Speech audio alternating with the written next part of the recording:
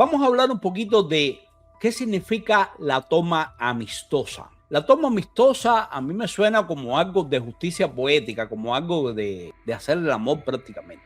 O sea, como de hacer algo donde el otro no se opone completamente. Es a lo que se refiere. Ahora, vamos a ver un momentico qué dice Donald Trump y después vamos a analizarlo con todos los detalles, señor. El presidente estadounidense Donald Trump afirmó el viernes que evalúa una posible toma de control amistosa de Cuba en momentos en que Washington intensifica la presión sobre la isla comunista, sumida en una profunda crisis económica. Desde la Casa Blanca, antes de viajar a Texas, el mandatario declaró: el gobierno cubano está hablando con nosotros y están en un gran problema, como ustedes saben. No tienen dinero, no tienen nada ahora mismo, pero están hablando con nosotros y quizá tengamos una toma de control amistosa de Cuba. Las declaraciones se producen días después de que el secretario de Estado, Marco Rubio, afirmara que Cuba necesita un cambio radical tras el reciente alivio de ciertas restricciones a las...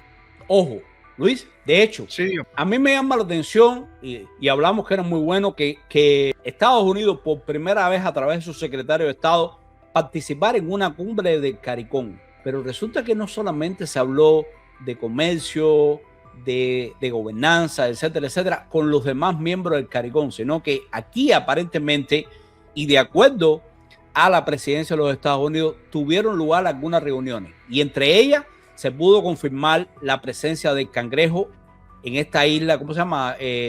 San Nif, Nieves y ¿qué cosa es? Espérate. San Kif y Nieves. Y entonces, señores, aquí es donde ocurre la famosa reunión con el cangrejo. Yo no sé todavía si realmente ocurrió entre Marco Rubio, que llegó en algún momento a cruzarse con el cangrejo, o fue simplemente la comitiva de Marco Rubio. No lo puedo decir todavía, es algo que no me ha llegado la confirmación. Pero bueno, hay algo acá. Trump sí dice el 27 de febrero, un día antes justo del ataque a Irán. Quizás tengamos una toma amistosa de Cuba, no tienen dinero, no tienen petróleo, no tienen comida y quieren nuestra ayuda. Y sus palabras, señores, son un ultimátum dirigido a la dictadura castrista, lo único que envuelto en diplomacia. Ahora, a mí me preocupa que más allá de lo que los castristas han visto, Luis, en el caso de Venezuela y ahora más recientemente, tan reciente como este fin de semana en Irán, los castristas se confíen en decir, espérate, nosotros, como esta gente no nos ven como una amenaza, quizás no pase nada violento, podamos negociar, darle baba a Trump y a y dejar que vengan las inversiones, pero de aquí no nos movemos y eso es lo preocupante acá. Y es lo que yo creo que es más peligroso, porque puede llevar precisamente al mismo resultado que está ocurriendo ahora en el caso de Venezuela. Es decir, nadie quiere que haya una transición light, despacio. El pueblo cubano no tiene tiempo para eso. ¿Tú me escuchas bien? Sí, perfecto, Luis. A mí me preocupa esto y de hecho hay otra cosa.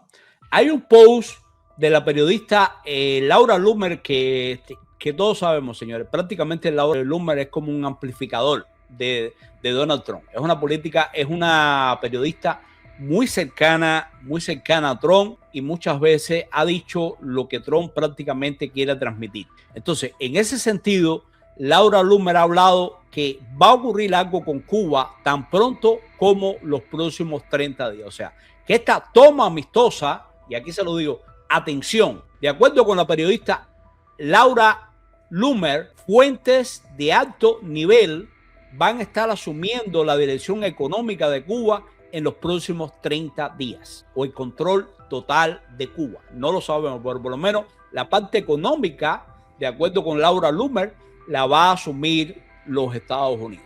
Y esto a mí me preocupa, de verdad que sí. Las fuentes de alto nivel le confirman que en los próximos 30 días, o sea, dentro de los próximos 30 días, vamos a tener a los Estados Unidos administrando la economía de Cuba. ¿Y cuándo va a ser esto, señores? Antes del 30 de marzo, o sea, lo tenemos ahí. Ahora, ¿cómo se va a llevar a cabo? ¿Cómo va a suceder esto? Esa es la parte de verdad peligrosa de todo este escenario. Es la parte, por supuesto, que más me preocupa. Aparentemente se está cocinando algo que nos está dejando afuera a los cubanos de adentro y fuera de la isla. Ojalá que esto no sea así, pero es correcto, como bien dice Fabián Piña, Cuba está en el ojo del huracán y este es un momento, señores, donde de verdad la dictadura castrista tiene que tomar una decisión. O deja que los Estados Unidos entren o realmente tiene sus días contados. El último post de la misma periodista, de Laura Lumex, sí es llamativo, porque de hecho esto ocurre ayer, 1 de marzo, a raíz del ataque a Irán y de la muerte del ayatollah Khomeini. Y simplemente se limita a algo muy corto. Dice, Cuba es la próxima. Cuba es next. En palabras prácticamente de Donald Trump, no lo dijera si no estuviera autorizada a esto, créanme, le está diciendo claramente a la dictadura qué es lo que viene luego. Fíjense, por su parte, el periódico The Atlantic reveló, según fuentes, que el presidente Donald Trump ya contempla a Cuba como su próximo objetivo para una estrategia más amplia, luego de lo que considera éxitos en Venezuela e Irán. En medio de esto, les quiero hacer otra preguntita caliente y rapidita. Y aquí está. Si Estados Unidos tomara el control económico de Cuba en 30 días para ustedes, ¿qué debería ser lo primero que deben cambiar? ¿Por dónde empezaría usted? Luis Marino nos dice, desde Colombia te veo y te escucho desde Pasto de Nariño. Oh, Colombia, mi tercera patria, el país de mi esposa, mis suegros y muchísimos amigos que tengas por allá. Lo primero que haría sería desvalijar el poder de Gaesa, hacerlo público y buscar los mecanismos necesarios para que ese dinero llegue de verdad al pueblo de Cuba a solucionar problemas. Porque Cuba no es que no tenga dinero, Cuba es que tiene dinero secuestrado. A ver, en el caso de la economía de Cuba, si lo ponemos a analizar bien, Cuba no produce nada, pero no produce nada porque siempre ha sido jinetera de cualquier otro país como Rusia, el campo socialista, el CAME, Venezuela, los españoles, donde quiera que había dinero y llegaban allí, se montaban y lo exprimían al punto de que mira cómo dejaron a Venezuela. Pero no quiere decir que no tenga dinero, sino con qué se hicieron los hoteles, además del lavado de dinero. Ahora mismo salió hace un poco de tiempo que tenían 18.000 millones guardados en diferentes bancos. Este banco que está en Inglaterra también, otros bancos que están en paraísos fiscales, incluyendo México. Entonces, ¿qué haría? Bueno, lo primero que hago es quitarle el poder a Gaesa y buscar una manera de redireccionar ese dinero para las cosas más importantes que en este momento hay en Cuba, que para mí son la salud pública y la electricidad. Porque con la electricidad resolvemos el problema del agua, resolvemos otras cosas. Porque la alimentación, si los Estados Unidos se hace responsable de administrar la economía de Cuba, no va a ser un problema. La alimentación no es un problema. Eso se resuelve en, qué sé yo, en los primeros 20 bancos ya está resuelta la alimentación de Cuba. Y la otra situación que puede ser muy, muy dañina es el hecho justo de que la moneda de Cuba está tan desvalorizada que la dolarización de Cuba se me hace la solución más rápida. No sé qué opina el chat, pero a mí me parece que la dolarización va a ser necesaria y vamos a tener que entonces poco a poco ir restaurando la moneda cubana con el valor que tiene. Todas las monedas tienen un valor intrínseco externo. Por ejemplo, el dólar es el oro, bueno, ha sido el oro durante mucho tiempo. La libra esterlina en Inglaterra es la libra esterlina de plata, en África es el diamante. Es decir, todas tienen un valor. La Unión Europea es en bienes y producciones que se hacen dentro de todos los países en conjunto de la Unión Europea, pero tienes que tener algo detrás que lo respalde.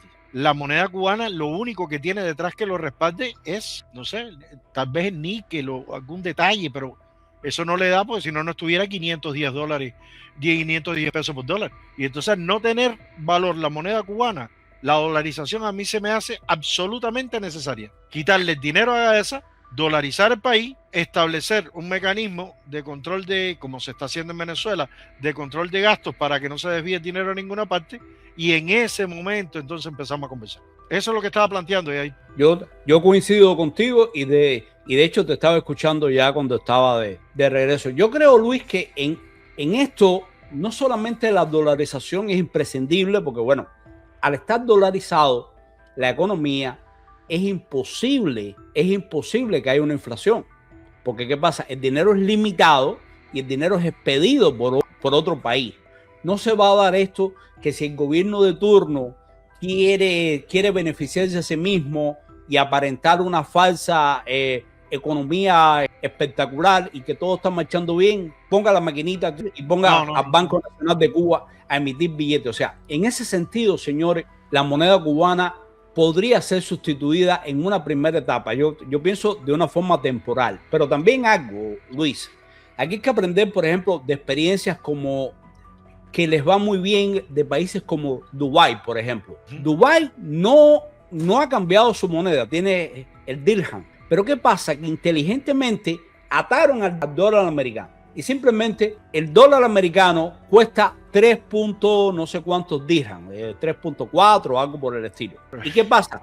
Cuando sube el dólar, sube el valor del dirham. Si baja el dólar, baja el valor del dirham. O sea, está atado al dólar. Y de esa forma no se produce inflación, porque tú no puedes mover una moneda que está conectada con otra. O sea, ¿cómo lo lograron? Pero creo que en cualquier caso pudiera salvar al peso cubano si tuviera un asidero legal. En este caso, ¿cuál pudiera ser el asidero del peso cubano, señores, para rescatarlo y para no perderlo? La inversión extranjera. Luis, la inversión extranjera es lo único que tiene Dubái. Dubái no tiene petróleo, hace años, produce muy poquito. Pero ¿qué pasa? Tiene turismo y tiene muchísima inversión extranjera, tiene bancos, etcétera, etcétera. Pero ojo, a mí me parece realmente criminal, no me parece ético ponernos a hablar de economía y para mí, y ponernos a hablar de inversiones extranjeras, señores, cuando el cubano a pie se muere de hambre, cuando las epidemias están rampantes por toda la isla, cuando la gente apenas tiene acceso a agua, a electricidad. Pero sí, es lo que está planteando Estados Unidos, o sea, tomar el control económico de Cuba dentro de los próximos 30 días, por supuesto que tenemos que analizar. Ahora, que nosotros los cubanos tengamos infinidad de peticiones para los Estados Unidos y, por supuesto, priorizar libertad para la prensa, para los presos políticos, libertad de prensa, de manifestación, de reunión. Es que, Luis, mira, es muy simple. Si tú quieres tener una constitución que cumpla 100% con la Declaración Universal de los Derechos Humanos, puedes tomar una recomendación que siempre nos hacía Bofill a todos sus amigos. Bofill, el fundador del Comité Cubano por los Derechos Humanos, lo resumió brillantemente. Dijo, señores, ¿por qué no ponemos la Declaración de los Derechos Humanos en una futura Cuba democrática? ¿Por qué la Declaración Universal de los Derechos Humanos no es el prefacio de la Constitución de la República de Cuba? ¿Ya? O sea, de forma tal que los 30 artículos de la Declaración de Derechos Humanos, Luis, estén incorporados a la Constitución. Pero esa fue una de las bases de cuando se discutió la Declaración de los Derechos Humanos, que Cuba fue firmante y creadora. Por eso es que Cuba tiene un asiento en la Comisión de Derechos Humanos, si no, no lo tuviera. Y uno de los objetivos era eso, incluirlo dentro de la Constitución, y Bofill lo dijo bien claro, eso es indispensable, aun cuando yo creo que hay que actualizarla. Yo creo que hay que actualizarla porque hay algunos detalles que pueden entrar en contradicción con la realidad, con la actualidad, porque las leyes tienen que evolucionar igual que tiene que evolucionar la sociedad. Pero ahí Chachi estaba diciendo algo, un usuario que a mí me parece muy válido. Ella estaba diciendo que sin la libertad, déjame ver si lo encuentro, dice, si no se empieza por cambio político, para mí sería una traición al pueblo cubano, dentro y fuera de la isla. Y yo estoy de acuerdo. Y yo coincido del 100% también. O sea, yo priorizaría la libertad política. Pero de nuevo, estamos en manos de los Estados Unidos. Sí, de la claro. Prioridad para los Estados Unidos. Correcto, por eso es que cuando tú y yo hemos hablado bastante, si se produce un cambio como el que se está haciendo en Venezuela, a mí me lo pueden pintar de rosadito, pero es un cambio fraude. Sí, es un cambio. Duela o no, la única manera de salir de estas dictaduras y de estos tiranos es por la fuerza. Ya demostraron que ellos no se van si no es por la fuerza. Por lo tanto, hay que aplicar la teoría, búmbata, y después darle el poder al pueblo cubano. Y entonces, cuando el gobierno americano es sumamente necesario para poderle dar un curso económico y una organización a todo eso, porque ¿Qué van a hacer con todo el dinero que tienen fuera? ¿Lo van a devolver voluntariamente? Eso yo no me lo creo. ¿Cómo se va a determinar en qué paraísos fiscales están guardados miles de millones de dólares que ni sabemos que están ahí? Eso lo tiene que hacer la OFAC, tienen que hacer las organizaciones internacionales. En Cuba no existe mecanismo para eso. Y sí se puede rastrear y sí se puede recuperar. Porque se ha hecho, de hecho, con Maduro. Ahora Maduro, ya Maduro no tiene dinero ni para pagar a los abogados. Infinidad de cuentas. Acá, ya, congelado. Entonces, sí, es justo. Es justo que los americanos lo piensen, es decir, que el gobierno americano, en este caso Donald Trump, lo piense como Donald Trump, como negociante que, pero que lo piense también desde el punto de vista de que para dar estabilidad no es económica, la estabilidad tiene que ser política, porque Cuba no se ha caído por la economía, Cuba se va a caer por la política, porque por eso tienen los organismos de represión que tienen, que son pagados con el dinero del pueblo. Cuba lo que necesita es un cambio político que lleve a cambios económicos, pero priorizando la raíz política, señores, porque usted no puede tener un país próspero cuando no hay democracia. Y ya me dirán China, bueno, ok, y yo les digo, ¿y qué pasa con las decenas de campos de prisioneros, con más de 800,000 prisioneros políticos que siguen en China? ¿Y qué pasa con todas las redes sociales occidentales bloqueadas que están en China? ¿Y qué pasa con los ministros que cuando le dé la gana al partido los fusilan? O sea, de esas libertades estamos hablando. Del empresario que cuando no le conviene al Partido Comunista lo elimina, señores. O sea, no estamos hablando de esas libertades, estamos hablando de libertades de verdad, de cosas reales. Pero si pasó ahora hace poco. Hace poco cogieron a uno de los millonarios más grandes que tiene China. ¿Y qué le hicieron? Lo fusilaron. Lo fusilaron sencillo porque el hombre empezó a pensar libremente, como es lo lógico. Cuando tienes dinero, piensas libremente, tú no puedes pensar. Por eso es que la libertad tiene que ser política. Porque ahí tienes el ejemplo de China. Acabas de poner un ejemplo, vaya, mejor ni escogido. Puedes tener dinero, ser el millonario más grande de China, que supongo que tenga miles de millones y miles de compromisos, igual te fusilan. La libertad económica. Vamos a partir de ahí. La libertad económica según todos los preceptos, correcto. Pero cuando tú no tienes libertad política, la economía no te sirve de nada. Sigue siendo dependiente del poder. De hecho, por aquí nos dicen Jorge Ponjuan, cambio económico y no político es basura. En mi opinión, va a enriquecer a los ricos de Cuba, va a preservarles toda la fortuna, señores, robada. Porque eso es lo otro, Luis. No es que esta gente lo hayan trabajado, no es que lo hayan heredado, no es que lo hayan logrado, no es que hayan logrado ser multimillonarios a fuerza de talento, de trabajo, de inversiones. No, señores, todo eso es robado y debe ser regresado al pueblo. Ahora, ¿por qué Trump no ha congelado los activos de Gaesa? Bueno, me imagino que en eso se basan las negociaciones y posiblemente pasen cosas que no nos gusten. Ahora, Luis, vamos a poner un momentico que el Puesto a Dedo acaba de hablar de horas de amenaza, que realmente se lo están sintiendo.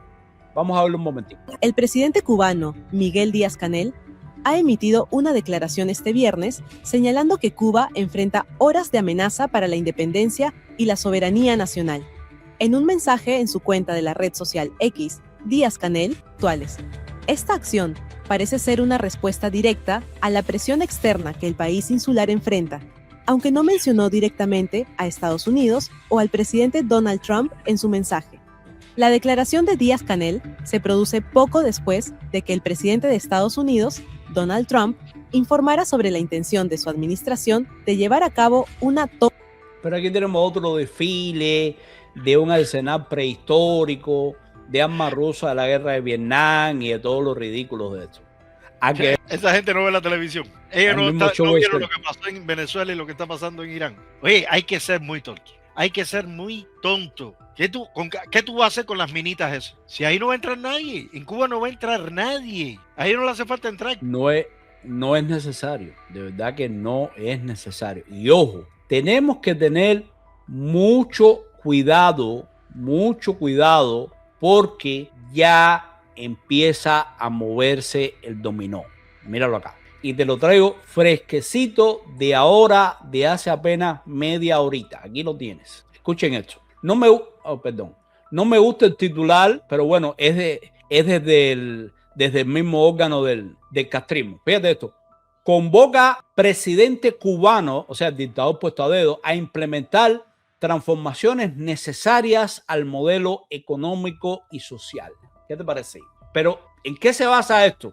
no es lo mismo, Luis, fíjate. En reunión del Consejo de Ministros dirigida por el primer ministro Manuel Marrero, el mandatario indicó que los cambios están relacionados con autonomía empresarial y municipal, producción nacional de alimentos. Bueno, ya eso huele a muela.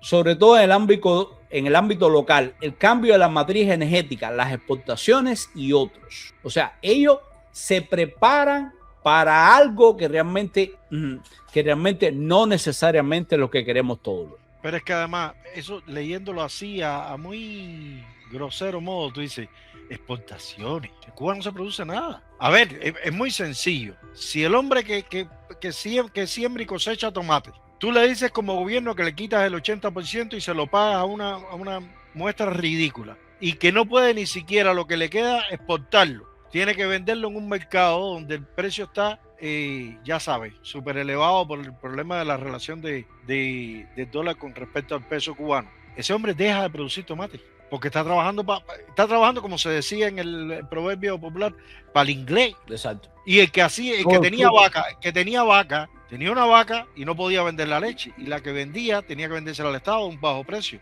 Pero si se moría la vaca y te la comía, probablemente fueras preso. Y si nacía un ternero, tenías que reportarlo en el gobierno para que ese ternero no fuera.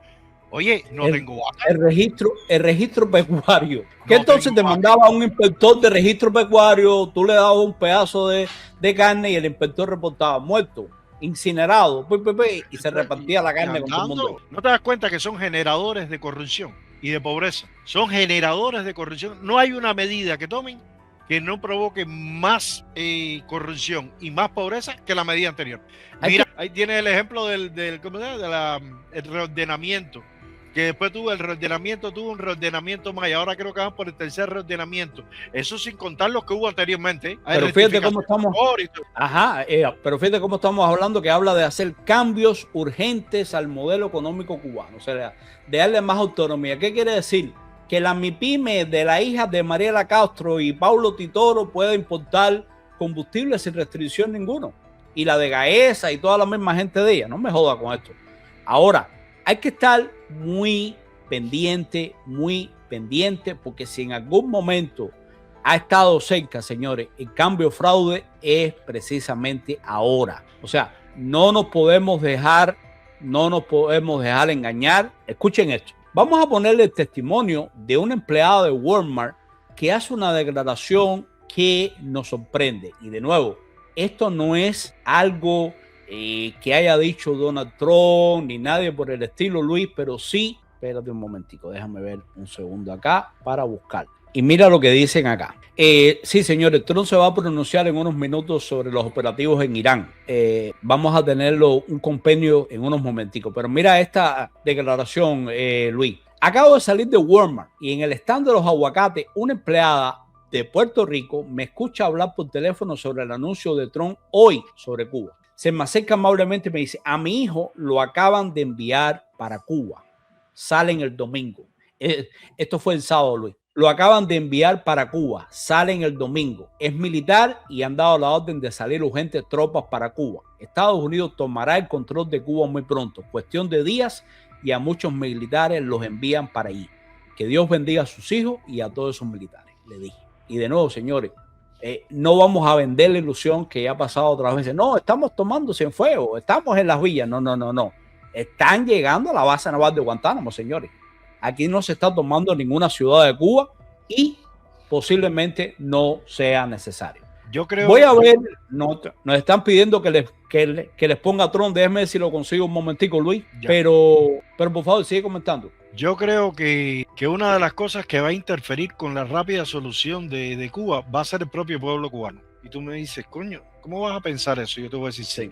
El pueblo cubano, inclusive en las últimas entrevistas que ha hecho Cubanet y algunas otras agencias en la calle en Cuba, se perdió el miedo. Dicen, no, lo que tienen que venir para acá, tienen que invadir ya. Y entonces yo he estado pensando que el cubano es tan loco que como no empiezan a caer las bombas y salen para la calle, y todos los americanos van a tener que parar. Porque fíjate, no es como Irán. Irán, los americanos, no sé si sabes que hackearon la emisora de televisión de Irán, la cadena de televisión.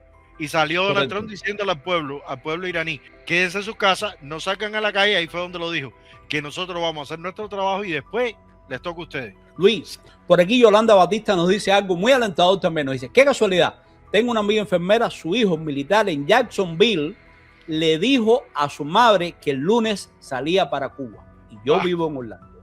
Señores, muy bueno. Basándonos en todo esto, el Cangrejo negociando, Marco Rubio, están hablando de decisiones económicas, de la administración económica de Cuba durante los próximos 30 días, etcétera, etcétera. Quiero hacerles una pregunta. ¿Creen ustedes, y esta es una pregunta que es vital para que el chat nos responda, ¿creen que una transición negociada con la familia Castro puede ser legítima o es simplemente cambiar de fachada al mismo edificio podrido? ¿Negociación con esta familia Castro es legítima? Yo no lo creo.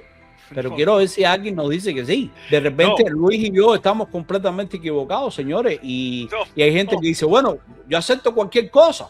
No, para mí, primero que todo, para mí negociación, ninguna. Olvídate que sea con los Castro. Ni siquiera ahora sale el nieto de un general que nunca hizo nada, y no, mira, y él va a ser el representante de la oposición para mediar entre los militares. No. Ellos tienen que pagar por lo que hicieron, tienen que salir del poder. Y si no salen del poder, búmbata. Se acabó. El pueblo es el que tiene que responder por eso.